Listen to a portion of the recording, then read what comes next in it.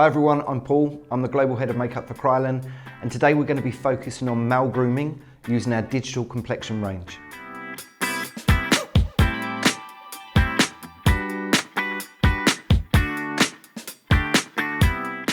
We're going to start with the Clean and Care Natural Micellar Water. This is just going to remove any surface layer dirt that you can get just from daily life. It's going to remove any excess oils on the skin surface as well. It's important to analyse your skin before you start selecting which products are going to be suitable for you. Our model today has got mainly balanced skin, a little bit dry around the nose area. So I'm going to apply the Digital Complexion Primer for dry skin. I'm going to use a minimal amount of this into the areas that I feel like the skin needs more hydration before we apply the foundation. I'm going to concentrate, as I said, in the creases around the nose, because this is where generally we can get a lot more drier skin areas. I'm also making sure with my primer that I'm working into the beard hair line. Generally, with guys, the skin underneath our hair on the face can become a lot drier than the skin that's actually exposed. You don't need very much of the Digital Complexion Primer for dry skin. It's a really high functioning primer. Just a small amount of the product across the skin will be really effective in hydration. The next stage is our Digital Complexion Concealer. There's two options for this. We have our traditional applicator, which comes with a brush, or for makeup artists, we have our tube-based concealers. It's exactly the same formula, but you can decant directly onto your palette and work a lot more hygienically that way. This is P06. When you're selecting which color is going to be suitable for yourself or for your model, you need to look to the more neutral parts of the skin. We all have natural redness. We also have slight different color nuances in certain parts, like underneath the eye is generally a little bit more sallow or a little bit more yellow. What we want to do is see past the redness and then to the areas where we can see a neutral tone. I'm just going to place the product into the area where we've got more neutrality. And these are the areas that you can see where you'd find a good match. So I'm just going to be pinpointing the redness with the concealer. What's really nice about our Digital Complexions concealers is that the whole range has built-in filters. So it's specific pigments that actually have been designed specifically to work with cameras and lighting. But even on a social aspect, they work really beautifully. So they help to be able to control light in a way that means they don't reflect direct light. So you won't get areas of shine if you're at your party and there's a lot of different lighting, or there's a lot of cameras, people taking selfies. So effectively what they do is create a glowing effect rather than a reflective effect. So it basically makes the skin look like it's got its own personal built-in filter. So the product is really, really good and has a lot of coverage, but it still has that quality of skin. So when I'm pinpointing with the concealer, what you can see is I'm not dragging the brush, I'm literally placing the color where I want it, and I'm using my finger just to gently press and blend that into the skin. Okay, what's really important when you're applying concealer underneath the eyes for a male grooming, it will kind of highlight and intensify redness. Because you're neutralizing all of the skin tone under here, what eventually you're creating is more of a redness underneath the eye. That can sometimes look quite sore. You really need to work much more closely to the lash line. Just make sure we're neutralizing that redness underneath the lash line. You'll see the difference that we're discussing. So here you can see that line of redness, which can create a more tired and more drawn looking eye. So make sure we're really kind of pushing that up, not through the lash, but up to the root of the lash. And likewise on the eyelid itself. Now the other thing that's really important to consider is the visible skin that we can see between the beard hairs. So these little domed brushes are really good for that, because you can work in between the hairs and get to that skin underneath without creating too much of a problem on the hair itself. And I'm just going to stipple and neutralize any kind of immediate redness that I can see through the beard. And pay attention to the neck. You can neutralize anything that you can see that's slightly redder in the neck area. It's important to consider the ears.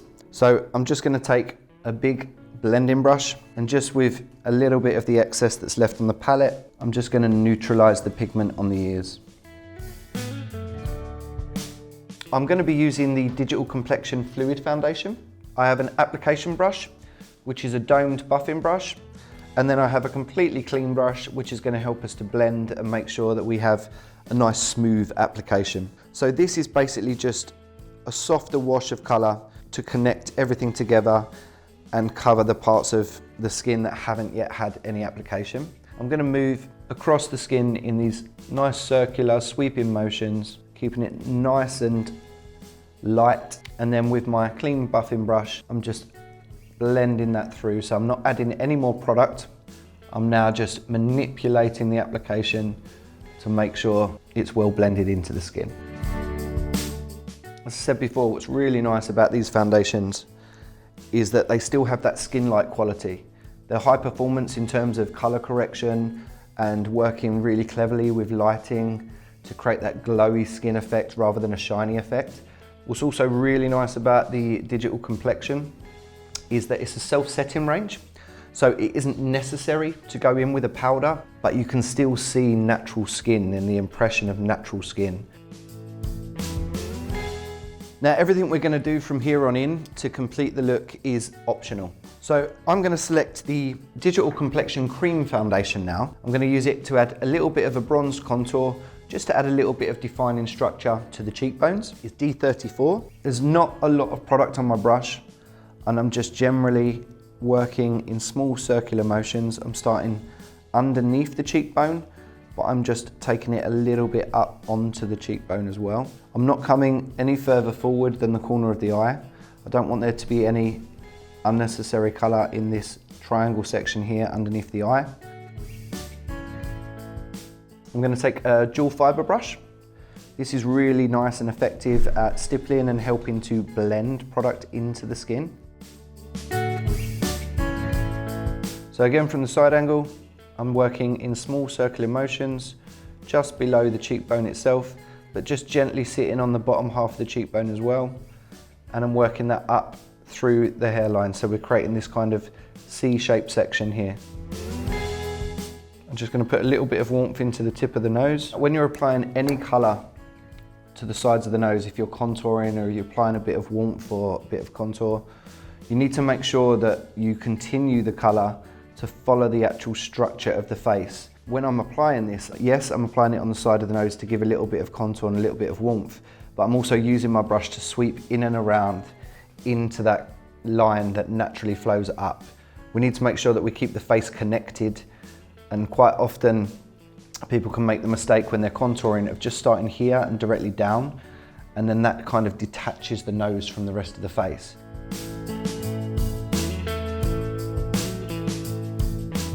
I'm going to use the same colour, the D34. I'm just working in circular motions up into the temple, from the brow up into the hairline. I just want to add nuances of colour into the skin, so adding a little bit of warmth along the hairline and down the temples. This is just adding back in that natural impression of shading. And again, I've got my dual fibre brush, just going to use that to blend through. So another optional extra is eyebrows. The first thing that I'm going to do is just using a disposable mascara wand. I'm just going to brush through the natural hairs, just so they're all laying in the correct direction that they naturally would sit.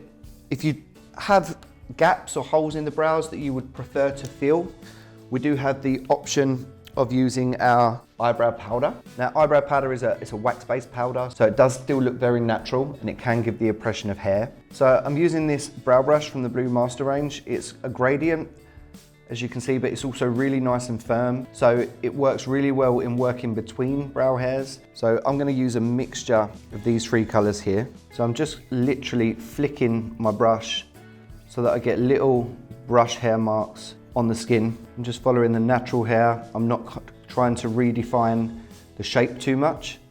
I just want to fill in any of the slight gaps that we can see.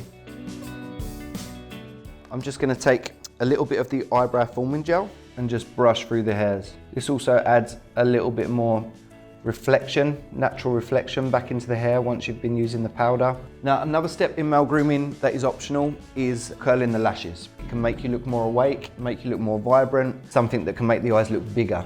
So if you ask your client to look down to their knees, so I'm just going to place my finger just underneath the brow and just lift it slightly.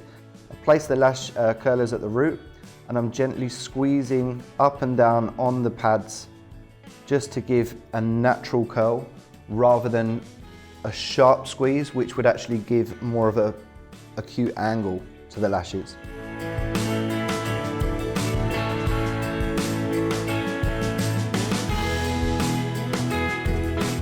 Thanks for watching our video. If you've got any questions, please don't hesitate to put them in the comments section and we'll get back to you. And if you liked the video today, please don't forget to like, share and subscribe.